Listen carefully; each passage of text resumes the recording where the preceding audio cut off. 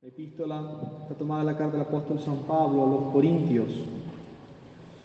Hermanos, exhortamos a que no recibáis en vano la gracia de Dios, porque Él dice: te oí en el tiempo oportuno, y en el día de la salvación te ayudé. Ha llegado ahora el tiempo favorable, ha llegado el día de la salvación. Nosotros, los sacerdotes, no demos a nadie ocasión de escándalo, para que no sea vituperado nuestro ministerio.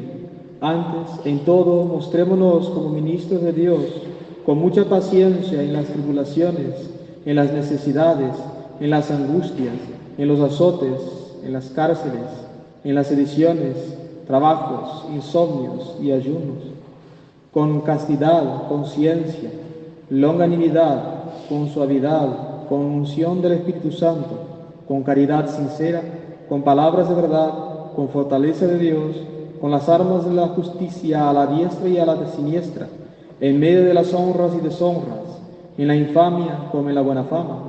Ya no se tengan por impostores, siendo verídicos, por desconocidos, aunque muy conocidos, casi moribundos, cuando en realidad estamos vivos, como maltratados, aunque no muertos, como tristes estando siempre alegres, como necesitados, aunque hemos enriquecido a muchos, como que nada tenemos y a pesar de todo, todo lo poseemos. En el Padre, del Hijo y del Espíritu Santo. Dios te salve María, llena eres de gracia, el Señor es contigo. Bendita tú eres entre todas las mujeres y bendito es el fruto de tu vientre, Jesús. Santa María, Madre de Dios, ruega por nosotros pecadores, ahora y en la hora de nuestra muerte. En el Padre, del Hijo y del Espíritu Santo. Amén. No hay que ser ni un gran doctor en ciencia sagrada, no hay que ser ni un gran teólogo para saber, percibir, comprender que la tentación es algo malo. La tentación, ese empuje hacia lo malo, ese empuje hacia el malo en sí, que es el pecado, que ya puede venir del demonio, puede venir de la carne, puede venir de las inspiraciones del mundo, es, por supuesto, algo malo, pero es un camino que todos nosotros tenemos que pasar. El libro de Job, el capítulo 7, dice que la vida del hombre sobre la tierra es una lucha, y la tentación es un camino de doble carril.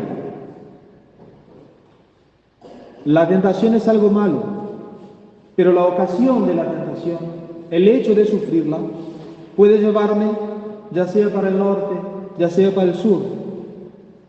Es un carril doble. Si yo caigo, si yo sucumbo a la tentación, me voy abajo, peco. Pero si delante de ese estado necesario, porque no podemos huir de ello, vencemos la tentación, nosotros podemos conseguir con la ocasión de la tentación una corona de victoria, venciendo el pecado por los méritos de nuestro Señor Jesucristo. En el mismísimo Padre nuestro, fíjense, nosotros sí rogamos a Dios que seamos librados, que seamos libertos, que seamos libres de todo el mal, del maligno. Dios quiera que nosotros jamás estemos sujetos al mal, sujetos al maligno, que ya sea el demonio, ya sea su mayor fruto que es el pecado, que jamás nosotros sucumbamos bajo su peso. Eso es lo que pedimos en el Padre Nuestro. Pero hablando de la tentación, nuestro Señor no enseña a que pidamos estar totalmente libres de la tentación, porque eso es imposible. Nuestro Señor no podría enseñar que pidiéramos algo que fuera imposible. Todos tenemos que pasar por esa lucha, todos tenemos que pasar por esa pelea de la tentación. Lo que sí pedimos en la tentación, lo que sí pedimos en el Padre Nuestro es vencer la tentación. Et ne nos inducas en tentación, que en buen castellano significa no nos dejes caer en la tentación. Nuestro Señor quiere que nosotros venzamos la tentación, porque escapar de su ocasión es para todos nosotros imposible. Y como Él quiere que tengamos esa corona de victoria, Él quiso dar ejemplo. Nuestro Señor quiso dar ejemplo en sí mismo, en su vida, de cómo vivir la vida terrenal ganando la vida celestial. Cómo vivir lo natural ganando lo inmortal, lo sobrenatural. Cómo vivir en el tiempo ganando la eternidad. Y quiso dar ejemplo en sí de cómo vencer la tentación. Si observamos el orden de la tentación, vemos con cuánta grandeza fuimos enseñados a vencerla. La primera de las tentaciones, la tentación de Adán, donde la víbora infernal lo tentó y Adán cayó, sucumbió y enterró a toda su descendencia en el pecado original, haciéndose necesaria la redención. Cuando eso pasó, el demonio, en primer lugar, lo tentó de gula, diciendo, insistiendo, instigando a que comiera del árbol prohibido. Luego, el demonio tentó de la vanagloria, cuando le dijo, seréis como dioses. Por último, el demonio arrebata la tentación con la avaricia. Conoceréis el bien y el mal.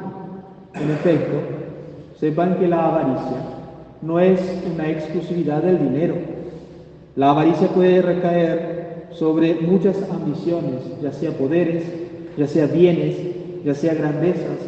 Entonces, mirando la grandeza de conocer el bien y el mal, Adán sucumbió delante de la tentación de avaricia. Y con esa triple tentación, Adán enterró a toda la humanidad en el pecado original. Y vuelvo a decir, haciéndose necesaria para nuestra salvación la redención del mundo por una sangre infinita. Y cuando vino el Redentor, nuevo Adán, el que iba a restituir todas las cosas, el que iba a salvar las almas de ese pecado pésimo cometido por Adán, el demonio quiso aplicar la misma tentación, esa misma triple tentación, a aquel que se presentaba como Mesías. Recuerden que el diablo no tenía perfecto conocimiento de quién era nuestro Señor. No sabía perfectamente que realmente iba a ser el Mesías, porque su conocimiento de las cosas espirituales fue disminuido por el castigo de su pecado, pero se ignoraba quién era Jesús, que iba a ser el Mesías. Por castigo, él quería adivinarlo, saberlo, indagarlo por su inteligencia angélica. Y ahí entonces aplica a nuestro Señor la triple tentación. Mal le fue. Fue burlado por nuestro Señor. El padre de la mentira quiere vencer por la tentación al Rey de la verdad. Y nuestro Señor utiliza de esa ocasión para enseñarnos cómo vencer la ocasión de la tentación.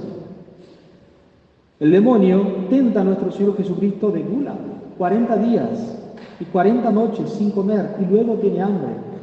Di a esas piedras que se conviertan en pan. Nuestro Señor había hecho el propósito de prepararse con ese ayuno para su predicación evangélica. Y el demonio lo tienta de romper ese propósito por medio de la comida. Y nuestro Señor vence la tentación, exaltando el poder vivificante de la palabra de Dios. No de solo pan vive el hombre, sino de toda la palabra que sale de la boca de Dios. Luego, por la vanagloria es tentado nuestro Señor.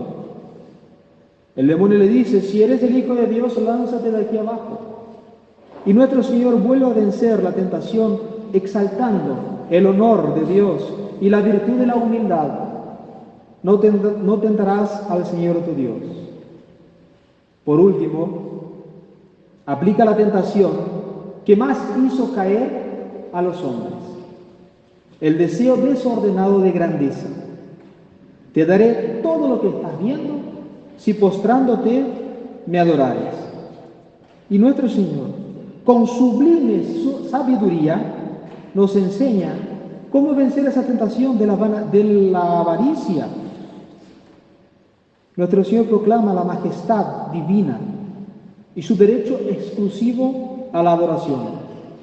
Y además muestra a todos los hombres que no hay mayor grandeza para el hombre que arrodillarse delante de Dios.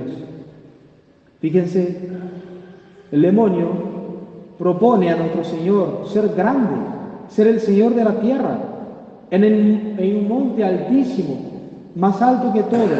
Y nuestro Señor nos muestra que para que el hombre sea realmente grande, tiene que estar de rodillas delante de Dios. Al Señor tu Dios solamente adorarás y a Él solo servirás, nos enseña nuestro Señor. Por lo tanto, delante de esa triple tentación, que no se engañe, el demonio, tarde o temprano, va a tratar de hacer con nosotros, si ya no lo hizo, porque el demonio tendrá una mente angélica, pero no es muy creativo, siempre tenta con lo mismo, y nosotros sonsos caemos en la tentación si no aplicamos los remedios que muestra nuestro Señor. Si nosotros somos tentados de gula, de sensualidad, de deseos impuros, si nosotros no oímos la santa palabra de Dios, precisamente combatiremos esa tentación sensible aferrándonos a la santa y poderosa palabra de Dios, pero hay que conocerla. Nadie puede aferrarse a algo que no conoce. Dios impone sus mandamientos, pero los impone por medio del amor. Quien me ama, guarda mis mandamientos, dice nuestro Señor en el Evangelio de San Juan. Venceremos también las tentaciones escuchando la voz de la Iglesia, palabra viva de Dios, que por ejemplo, hoy, en ese tiempo cuaresmal, nos llama a purgar nuestros muchos delitos, a purgar nuestros pecados, a prepararnos para los santos festejos de la Pascua por medio del ayuno.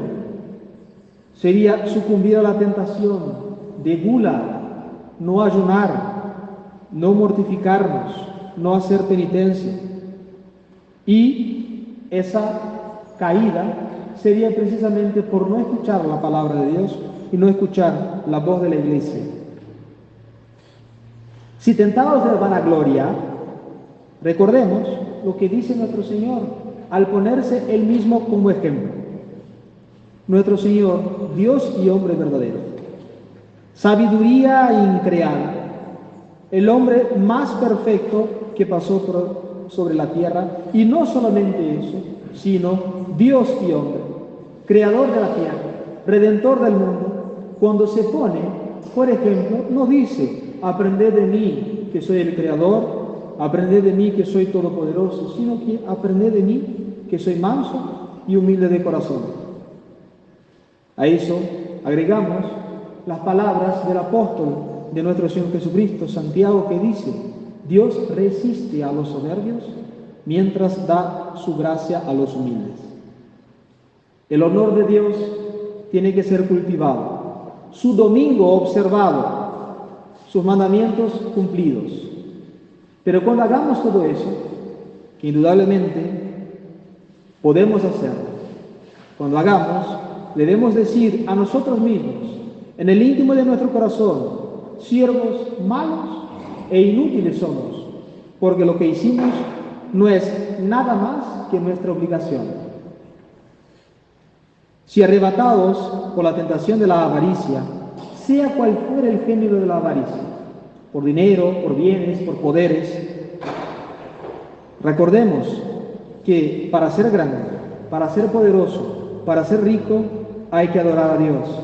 Y ese poder, esa riqueza, esos bienes, no son bienes de la tierra, sino bienes del cielo.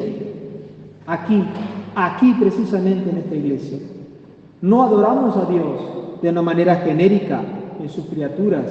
No adoramos a Dios, que es algo bueno, pero no es la adoración que se le da por su inmensidad, es decir, que Dios está en todos lados, sino que adoramos a Dios en su misma real presencia,